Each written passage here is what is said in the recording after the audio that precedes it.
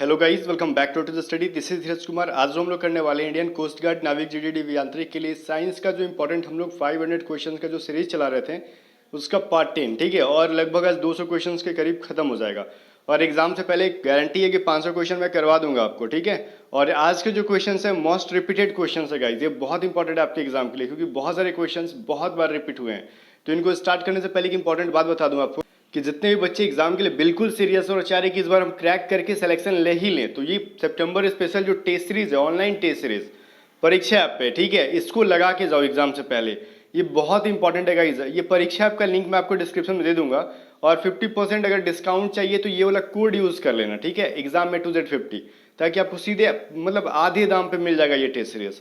तो इस परीक्षा ऐप का लिंक मैं आपको डिस्क्रिप्शन में दे दूंगा। बट एक चीज ध्यान देना, आपको लेना है सिर्फ और सिर्फ सितंबर स्पेशल वाला कोस्ट गार्ड के लिए, चाहे डीबी हो चाहे जीडी हो, दोनों का सितंबर स्पेशल ही लेना, क्योंकि सितंबर स्पेशल के अंदर गाइस बहुत ही इंपॉर्टेंट से टेस्ट सीरीज दिए गए हैं जो कि आपके एग्जाम के लिए बिल्कुल भी इंपॉर्टेंट, बहुत ज़्यादा इंपॉर्टेंट है, एग्जाम ओरिएंटेड। और जितने भी बच्चे यहाँ पे टेस्ट सीरीज लगा रहे हैं ना, उन सबसे कंपेयर भी कर सकते हो किसका कितना मार्क्स आया और आपका कितना मार्क्स आया, उसके बीच में आपको रैंक शो हो जाएगा। जितने भी बच्चे, मान लो 5000 बच्चे हैं, 10,000 बच्चे हैं, उनके बैच में आप, उनके बीच में आपकी क्या रैंक है। तो ये बहुत ही इंपॉर्टेंट है क्योंकि रैंक पता करना मतलब स्पाई करना। रैंक आपको पता चल गया बच्चों के बीच के अंदर, तो जितना रैंक यहाँ पे आया है लगभग उतना रैंक आपका एग्जाम में आएगा। तो हमेशा रैंक को इम्प्रूव करने के लिए इस टेस्ट सीरीज को जरूर लगाओ, ताकि एग्जाम में अच्छा से ज़्यादा स्कोर करोगे और अच्छा स्कोर करोगे और सिलेक्शन लोगे, ठीक है। अभी चलो हम लोग स्टार्ट करते हैं। तो अपने फर्स्ट क्वेश्चन क्या कह रहा है, फर्स्ट क्वेश्चन 38 नंबर से कह रहा है थर्मामीटर में क्या चीज ताप को दर्शाती है। अच्छा बताओ, ताप को क्या दर्शाती है? शीशा, चांदी, पारा या फिर इनमें से कोई नहीं। अच्छा एक चीज बताओ, थर्मामीटर के अंदर इनमें से किसको यूज करते हैं हम लोग? आप लोग को बहुत लोग होंगे जिनको नहीं भी पता होगा, फिर भी याद कर लो।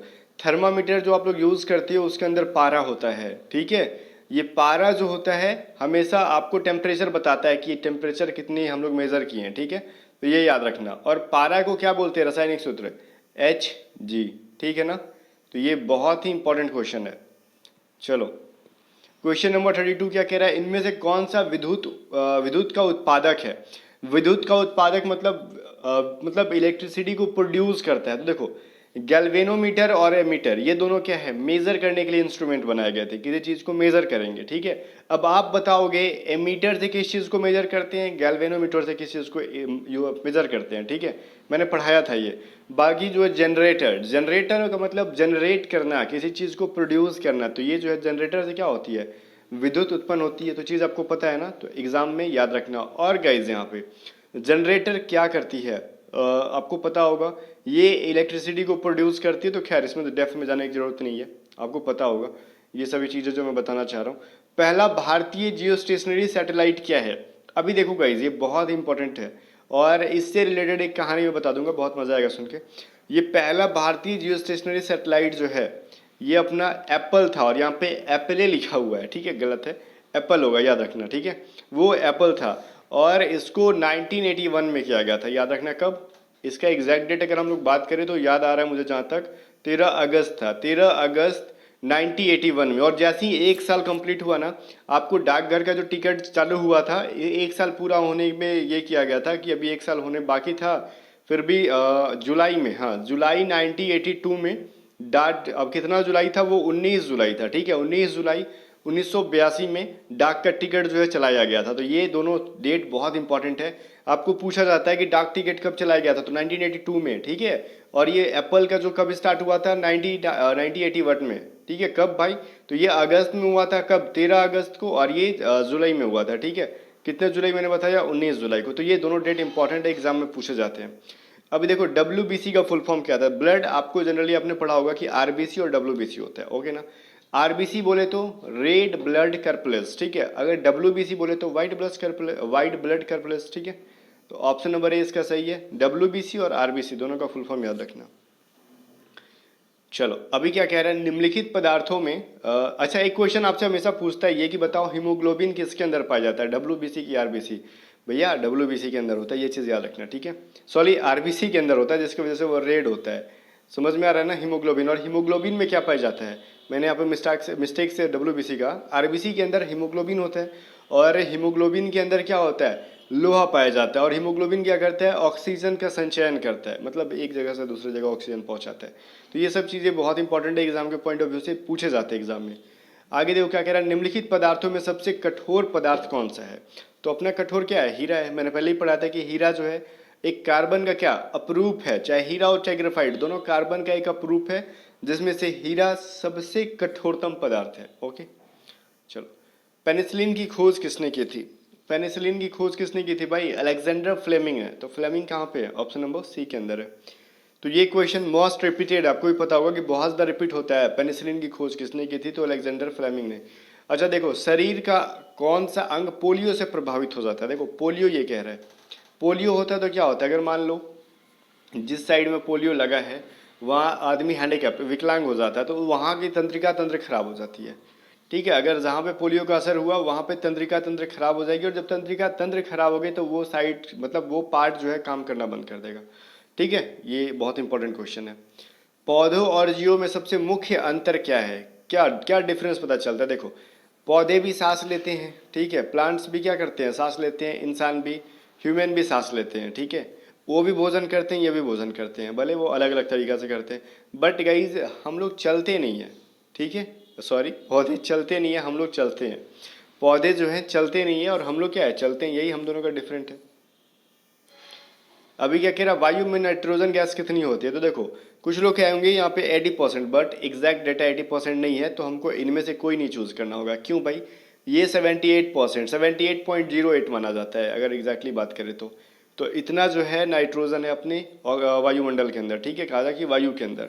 तो ये एग्जैक्ट डेटा आपसे पूछा जा रहा है। ठीक है, क्यों, अगर इनमें से कोई नहीं की जगह अगर यहाँ पे 30% दे देता, तब जाके हम अप्रोक्सीमेटली आपको 80% चूज़ कर सकते थे, कोई गलती नहीं होता। बट जब हमको एक चीज़ दे दिया कि इनमें से कोई नहीं भी चूज़ कर सकते हो, तो हम इनमें से कोई नहीं चूज़ करेंगे, क्योंकि सबको पता है नाइट्रोजन लगभग 78% के आसपास है, जो कि 78.08%। ठीक है, जलाने में सहायक होने वाली गैस कौन है। अच्छा एक चीज़ देखो, आप लोग बचपन से जान रहे होगे, बचपन से पढ़ते आ रहे होगे, अगर हम लोग कोई मोमबत्ती जला दें, ठीक है, और उसको किसी चीज़ से ढक दें, तो वो क्या हो जाती है, मोमबत्ती बंद हो जाती है, बुझ जाती है। मतलब वहाँ तक ऑक्सीजन नहीं पहुँच रही, जब ऑक्सीजन नहीं पहुँचेगा तो कोई चीज़ जलेगा नहीं। तो ऑब्वियसली जलने में क्या ऑक्सीजन हमारी हेल्पफुल होती है, सिर्फ सांस लेने में नहीं, किसी चीज़ को जलाने में भी ऑक्सीजन बहुत ही हेल्प करता है। ओके ना, आगे देखो, मलेरिया किसके कारण होता है भाई, कुछ लोग कहेंगे मच्छरों के काट देने से। ठीक है, और देखो बहुत लोग कहेंगे ना कि वायरस से होता है, बहुत सारी वेबसाइट्स गूगल पे कहती हैं वायरस है, जो कि गलत है। अपना बायोलॉजी क्या कहता है, देखो गूगल पे जो साइट्स हैं, प्राइवेट साइट्स, उन पर भरोसा मत करना, बहुत सारे एरर्स रहते हैं। आप लोग खोजना ये चीज़। देखो मलेरिया जो है ना मच्छरों से होता है, मच्छरे जो जिनके जो होते हैं ना, क्या एक वाहक होते हैं, पैरासाइट्स आपने सुना होगा, परजीवी, उस परजीवी का नाम होता है प्लाज्मोडियम।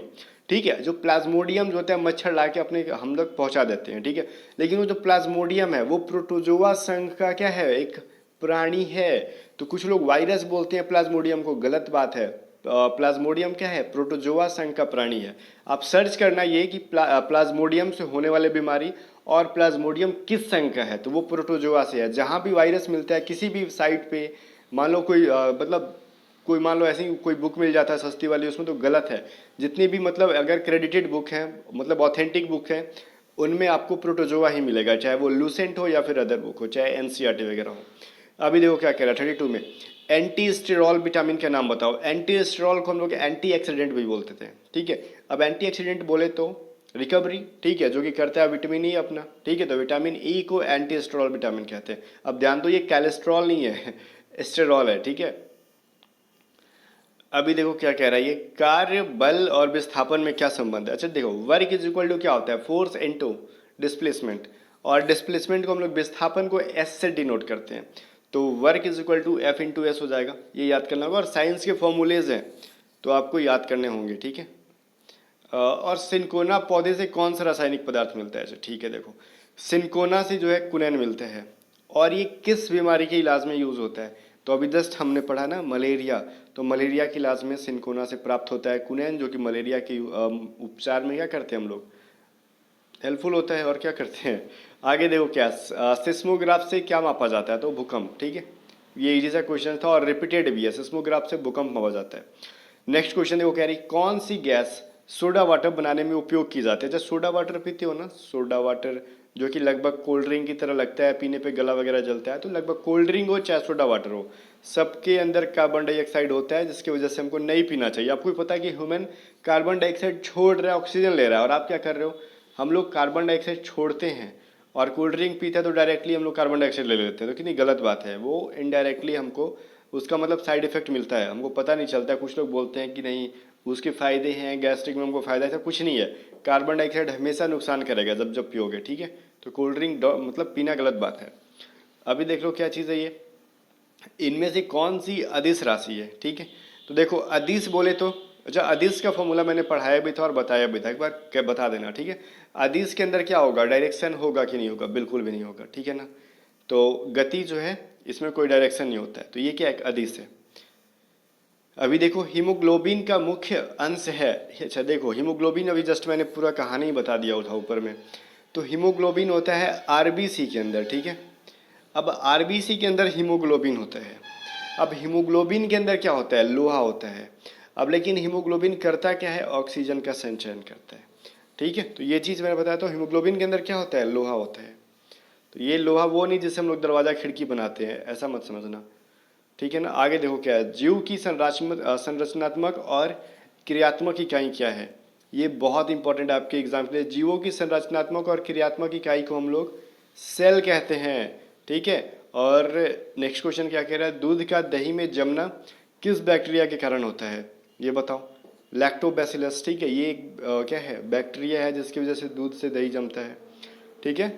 और दूध के अंदर कौन सा एसिड पाया जाता है, तो लैक्टिक एसिड पाया जाता है, ठीक है। तो ये याद रखना इंपॉर्टेंट है गाइस, दूध के अंदर लैक्टिक अम्ल पाया जाता है और लैक्टोबैसिलस नामक एक बैक्टीरिया के कारण दूध दही में जम जाता है, ठीक है। हाँ, और कोशिका की खोज किसने की थी, स्लाइडेन और स्वान नामक दो वैज्ञानिकों ने मिलकर की थी, और बताया था कि संरचनात्मक और ये क्रियात्मक इकाई होती है जीवों की। सो गाइस ये 20 क्वेश्चन थे, और पहले से कितने याद थे ये इंपॉर्टेंट है, बताना आप मुझे कमेंट में। और जाते जाते मैं आपको एक चीज़ याद दिला दूं कि परीक्षा ऐप का लिंक डिस्क्रिप्शन में, सितंबर स्पेशल बाई करो, ये कोड यूज़ करो एग्जाम में Z50, ताकि 50% का डिस्काउंट मिल जाए। ओके, और हाँ गाइज 2021 के लिए मैंने साइंस का एक प्लेलिस्ट बना दिया, तो उस प्लेलिस्ट का लिंक आपको डिस्क्रिप्शन में मिल जाएगा, ठीक है। तो जाओ उस प्लेलिस्ट के अंदर जितनी भी साइंस मैंने कराई है वो 2021 वाले में सारा पढ़ लेना एग्जाम से पहले, बहुत इंपॉर्टेंट है। बाकी टेलीग्राम चैनल को ज्वाइन कर लेना, वहाँ पे क्विजेज मैं कराते रहता हूँ, ठीक है। चलो बाय बाय।